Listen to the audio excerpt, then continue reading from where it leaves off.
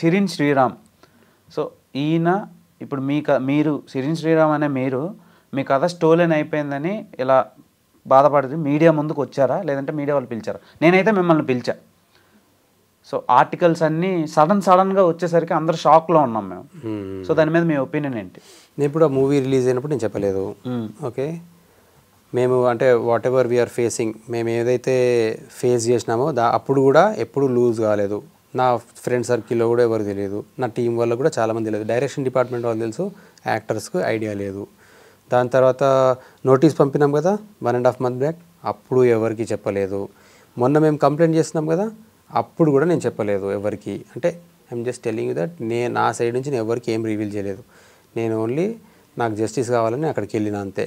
తర్వాత నేను ఏమంటారు కంప్లైంట్ చేసిన 2 days తర్వాత అది ఇంకా మరి అది పోలీస్ నుంచి క్రైమ్ రిపోర్టర్స్ ఎంతూజియాజంతో అది వచ్చిందా నాకు అయితే దాని గురించి ఐడియా లేదు ఎక్కడి నుంచి వచ్చింది. నేను మాత్రం ఎవరు చెప్పలేదు, నన్నే అందరు పిలుస్తున్నారు. అండ్ నేను ఫేస్బుక్లో పోస్ట్ పెట్టాను.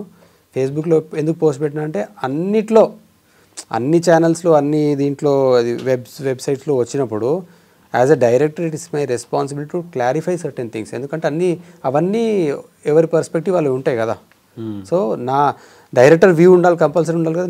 ఏంటి అనేది అప్పుడు పోస్ట్ పెట్టిన. ఇవన్నీ వచ్చిన తర్వాత ఫేస్బుక్లో ఒక పోస్ట్ పెట్టిన. దెన్ ఇంటర్వ్యూస్ అడగడం అది స్టార్ట్ ఇస్తున్నారు. ఓకే, సో ఇది నిజం ఎంతవరకు బయటపడుతుంది, నెక్స్ట్ అప్రూవల్ ఎవరి వైపు వస్తుంది అనేది ఎవరికి తెలియదు. సో నెక్స్ట్ తీసుకుపోయే స్టెప్స్ ఏంటి మేము ఈ బేబీ ఇష్యూ మీద? లీగల్గానే ఫైట్ అండి. లాయర్ ఏం చెప్తే అది చేస్తాం. ఓకే, మీరు ఫాలో ద లాయర్ ఉన్నారు, లీగల్ అడ్వకేట్. మన లీగల్ టీం ఏం చెప్తే అది చేస్తాం. Okay okay. ఇప్పుడు ప్రేమించొద్దు అని ఒకటి ఇండిపెండెంట్ ఒకటి ప్లాన్ చేసాను, ఎప్పుడు రిలీజ్ చేస్తారు అది? కొంచెం ఇది క్లారిఫై అయిన తర్వాత విల్ థింక్. ఇప్పుడు సెన్సార్కి పంపించినాం, will think about it. So మీరు ఒక బస్తీ అమ్మాయి ఒక ఇద్దరిని ప్రేమిస్తుంది అనే ఒక కాన్సెప్ట్ చాలా రోజుల క్రితం ఆయనకి చెప్తే ఇప్పుడు బేబీలా కన్వర్ట్ అయింది ఇది. సో అందులోని సీన్లు కొన్ని అందులో ఎత్తేసారని చెప్పారు. సో ఇప్పుడు సేమ్ సీన్లు ఇందులోనూ కూడా ఉంటాయి కదా ప్రేమించొద్దులో కూడా. సో జనాలు యాక్సెప్ట్ చేయడం కష్టం అవుతుంది.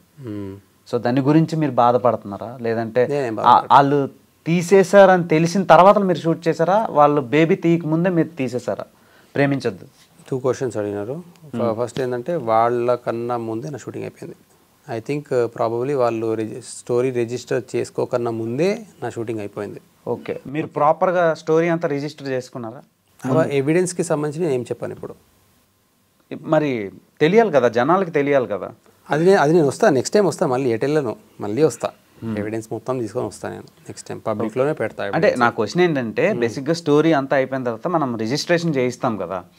అదే చెప్తున్నా, ఒక రైటర్ కానీ ఫిల్మ్ మేకర్ కానీ టైటిల్ రిజిస్ట్రేషన్స్, స్టోరీ రిజిస్ట్రేషన్స్ ఉంటాయి, లైసెన్స్ చేయించుకుంటాం కదా. అది టైటిల్ కానీ ఏదైనా కానీ ఎనీథింగ్ రిలేటెడ్ టు ఎవిడెన్స్ నేను మళ్ళీ వస్తా, ఎక్కడికి వెళ్ళను, మళ్ళీ వచ్చి చెప్తా. ఒకటే ఇంటర్వ్యూలో అన్నీ కావాలి అట్లా కాదు కదా, మళ్ళీ వచ్చి చెప్తా అన్నీ. ఓకే, ఎన్నిసార్లు రమ్మని వస్తా. సో బికాజ్ వాళ్ళు ఒక వర్డ్ చెప్పాలి. వాళ్ళు ఇప్పుడు మీరు అన్నారు కదా వైరల్ అయిపోతుంది, హంగామా అవుతుందని. నాకంత ఏమంటారు కొన్ని ఛాన్సెస్ కనబడింది, నేను జనరల్గా చెప్తున్నా. వాళ్ళకి ఎంత వైరల్ అయితే వాళ్ళు బయటికి వస్తారో నాకు ఐడియా లేదు. అది ఎంత పెద్ద బర్న్ అవుతే వాళ్ళు బయటికి వస్తారో నాకు ఐడియా లేదు. బట్ వాళ్ళు రావాలి. ఇప్పుడు నేను 2-3 ఇంటర్వ్యూస్ చేశాను అనుకోండి, వాళ్ళు అసలు ఒక ఇంటర్వ్యూ కూడా చూడలేదేమో, మనకేం తెలుసు, వీ డోంట్ నో, మనకు ఐడియా లేదు. వాళ్ళు బయటికి వచ్చి చెబితే అప్పుడు then I will come with the evidences. Okay, అలా చెప్తే సరిపోద్దా, ఏమైనా ఎక్స్పెక్ట్ చేస్తున్నారా? అంటే ఫస్ట్ వాళ్ళు ఏదో ఒకటి చెప్పాలి జవాబు. ఇప్పుడు కాదు అని అన్నారు కదా, మీరు అన్నారు కదా, లేదు ఇది మాదే కథ అన్నారు కదా, కథ మాదే కష్టం మాదే అని నిన్నైతే స్టేట్మెంట్ ఇచ్చారు, వీడియో కూడా ఉంది మీకు చూపిస్తా. Let them make a public statement, బయటకు వచ్చేసి దీని గురించి వాళ్ళు ఏమనుకుంటున్నారు ఇట్లా అని. నేను మీకు కొన్ని క్వశ్చన్స్ ఇస్తాను, 30 ఉన్నాయా, 30 questions ఇస్తా, వెళ్ళి వాళ్ళని అడగండి. ఈయన మిమ్మల్ని 30 questions అడిగారు, దీనికి సమాధానం చెప్పండి అని అడిగి ఆ క్వశ్చన్స్కి ఆన్సర్ ఇచ్చిన తర్వాత I will put everything in public. Simple questions. మీకు షిరిన్ శ్రీరామ్ తెలుసా, మీ ఆఫీస్కి వచ్చిండా, వాళ్ళ టీం ఉండేనా 6 members మీ ఆఫీస్లో, స్టోరీ రాసిండా, ఆ స్టోరీ ఏంటిది, మీరు కథ ఆయన చెప్పిండ్రా, ఆయన మీరు కథ చెప్పిండ్రా, అట్లా సింపుల్ క్వశ్చన్స్. పెద్ద ఐఏఎస్ క్వశ్చన్స్ ఏం లేవు, సింపుల్ క్వశ్చన్స్. ఆయనకు నేను మీకు ఇస్తాను, వెళ్ళి ఆయన అడగండి. ఈ క్వశ్చన్స్ అడుగుమన్నారు అని.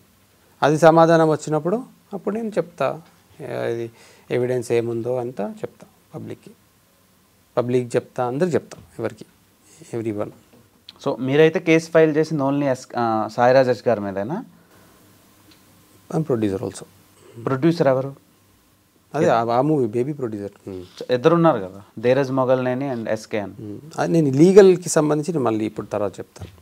అంటే తెలియాలి కదా, ఇప్పుడు మీరు కేసు ఫైల్ చేశారు అనేది చాలా ఇప్పుడు గీతా ఆర్ట్స్ మధ్యలో ఉంది, అంత పెద్ద ప్రొడక్షన్ మధ్యలో ఉంది. సో తప్పు దాని మీదకి వెళ్తుందా, లేదంటే అక్కడ వర్క్ చేస్తున్న వాళ్ళ మీదకి వెళ్తుందా, ఇక్కడ ఫిల్మ్ మేకర్స్ మీద వెళ్తుందా తెలియటం లేదు, అర్థం కావట్లేదు పర్సెప్షన్. సో అంటే బ్యాడ్ నేమ్ అంతా ప్రొడక్షన్ మీద పడిపోకూడదు కదా, నేను అది మాట్లాడుతున్నా. అందుకని నేను ఒకటి ఏమంటున్నా అంటే, ఇప్పుడు యాక్చువల్లీ ఇది కూడా నేను చెప్పలేదు కదా ఎవరికి, ఇది అసలు టీవీలో ఎట్లా వచ్చింది అంటే పోలీస్ త్రూ వచ్చింది, వాళ్ళనే అడగండి మీరు ఎక్కడి నుంచి వచ్చిందని, you find out from there, అక్కడి నుంచే తెలుసుకోండి. ఎందుకంటే నేను ఎప్పుడు చెప్పలేదు, అదే అంటున్నా కదా. ఇప్పుడు ఎఫ్ఐఆర్ కాపీ అడుగుతున్నారు అందరూ, నేను ఎవరికి ఇవ్వలేదు ఎఫ్ఐఆర్ కాపీ, ఎందుకంటే అది ఇస్తే నేను ఏదో పబ్లిసిటీ చేస్తున్నట్టే ఉంటుంది కదా. సో నా నుంచి నేను మెటీరియల్ ఇవ్వట్లేదు ఇప్పటివరకు. అంటే ఇప్పుడు ఎఫ్ఐఆర్ కాపీ మీరు చూపించకపోయినా ఇప్పుడు ఒక ఇంటర్వ్యూకి వచ్చి మీ బాధనైతే చెప్పుకుంటున్నారు, అందుకే అంతవరకు అదే అందుకనే అంటున్నా. ఇప్పుడు మీరు ఇంత పెయిన్ని మీరు ఎక్స్ప్రెస్ చేస్తున్నప్పుడు మీడియం, ఒక సోషల్ మీడియాతో, మరి ఆ కరెక్ట్ క్వశ్చన్స్ ఒక 2-3 ఉన్నాయి, వాటికి ఎందుకు సమాధానం చెప్పడం లేదు? నేనేమంటున్నానంటే, ఇప్పుడు బ్యాక్ స్టోరీ ఏదైతే ఉందో అదంతా చెప్తున్నాను కదా, ఫర్దర్ జరిగే దాని గురించి కొన్ని లీగల్ ఇది ఉంటుంది కాబట్టి అవి కొంచెం సాల్వ్ అయినాక చెప్తా అంటున్నా. లైక్ ఎవిడెన్సెస్ అన్నారు, ఎవిడెన్సెస్ కూడా నేనేంటిది, వాళ్లకు క్వశ్చన్స్ వేసిన తర్వాత వాళ్ళ సమాధానాలు చెప్తారు కదా, అప్పుడు ఎవిడెన్సెస్ అందరికి ఇస్తా అంటున్నాను. దానికి ఒక టైం ఉంటుంది కదా, ఎవ్రీథింగ్ హ్యాస్ ఎ టైం. ఇప్పుడు ఫస్ట్ డే రాకపోవడానికి రీజన్ ఏంది, నా దగ్గర సాలిడ్ ఎవిడెన్సెస్ లేవు కాబట్టి, ప్లస్ అక్కడ నేనే ఏమంటారు, I might become a full, నేను బయటకు వచ్చేసి నాది అందరు ఫుల్ హిట్ అవుతుంటే నాది, ఇప్పుడు అట్లా ఆ టైంలో రాలే కదా. ఇంకా నిజం చెప్పాలంటే పబ్లిసిటీ అంటే ఆ టైంలో రావాలి. కొందరు అంటారు కదా పబ్లిసిటీ కోసం చేస్తున్నామని, అప్పుడు ఆ టైంలో రావాలి. So everything has a time, అన్నీ రివీల్ చేస్తాం. మళ్ళీ మేము కన్ఫ్యూజన్లోనే ఉన్నాం లిటరల్గా. సో వాస్తవం ఏంటనేది అంటే ఇక్కడ దొంగ ఎవరో దొరెవరో అర్థం కావట్లేదు. ఓకే, అంటే దొరికితే దొంగ లేకపోతే దొర అన్నట్టుంది పొజిషన్. సో వాళ్ళకేమో రివార్డులు అవార్డులు ఉన్నాయి, మీకేమో ఫుల్ పెయిన్ ఉందని అర్థమవుతుంది. సో అది నిజమా కాదా అనేది స్టిల్ మీరు మళ్ళీ డౌట్లోనే పెట్టేశారు. నేను ఒకటే చెప్తున్నా, మీరు నన్ను పిలిచినారు కదా, ఆ క్వశ్చన్స్ వాళ్ళని అడగండి, ఫినిష్, అన్నీ క్లోజ్ అయిపోతాయి. ఓకే, 30 క్వశ్చన్స్ నేను తీసేసుకోండి.